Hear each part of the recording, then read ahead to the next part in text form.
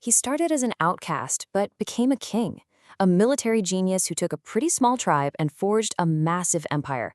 A leader whose name, well, it's echoed through history ever since. Today, we're diving deep into the incredibly complex story of Shaka Zulu. Some people have called him the Black Napoleon, and for good reason. He was a military genius who completely changed the game when it came to warfare in southern Africa. But his legacy, it's not nearly that simple. Was he a visionary leader or a genocidal tyrant? I mean, on one hand, he's the nation builder who created the incredible Zulu kingdom. But on the other, he was a conqueror whose campaigns, they caused just unbelievable devastation. So to really answer that, we've got to peel back the layers of the myth and try to find the real man behind the legend. All right, let's start at the beginning. And Shaka's story, it doesn't begin with glory. It begins in exile. See, he wasn't born to rule. He had to fight for every inch of it. Okay, let's break this down. It really is a classic underdog story, isn't it? He's born around 1787, an illegitimate son of the Zulu king, and he's basically cast out. His entire childhood is just rejection. But all that hardship, it forged this ruthless ambition in him. He ends up serving under a chief named Dingiswayo, and it's there he proves himself. He's not just a great warrior, he's a brilliant strategist. And by 1816, with Dingiswayo's backing, he seizes the throne of the Zulu. And let me tell you, he was about to change everything.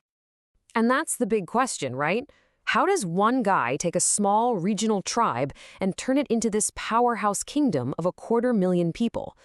Well, the answer starts with a total revolution of Zulu society, and it all began with the military.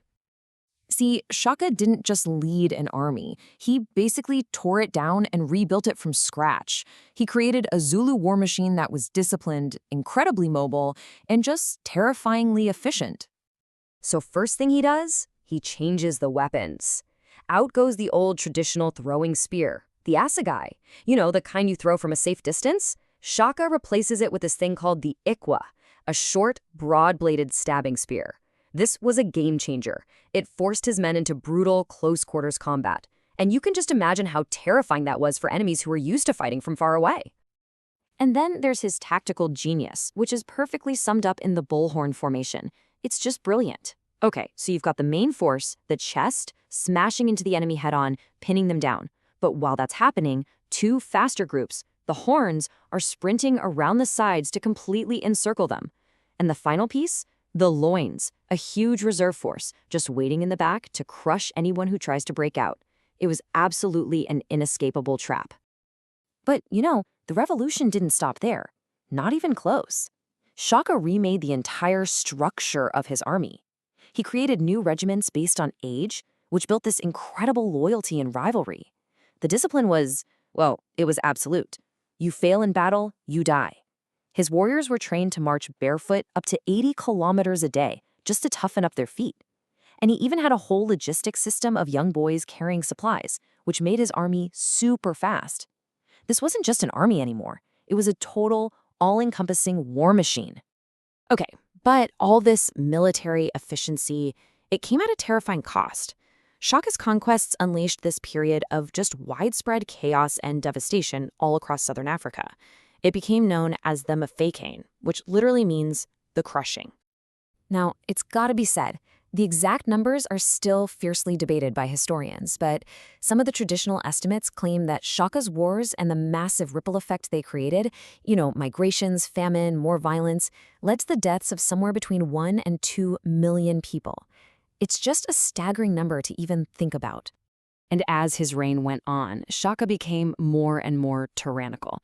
I mean, just look at what happened after his mother Nandi died in 1827. It's horrific. He forced his entire kingdom into this period of violent mourning. Cows were slaughtered just so their calves would know what it felt like to lose a mother.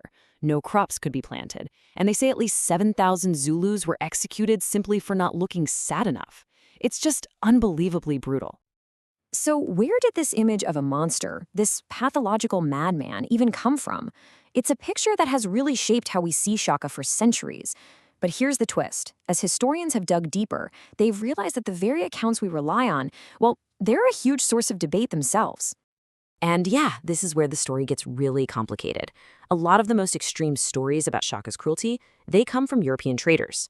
Take this letter, for instance. It's from one trader to another, and he literally says, do make Shaka out to be as bloodthirsty as you can. It helps swell out the work and make it interesting.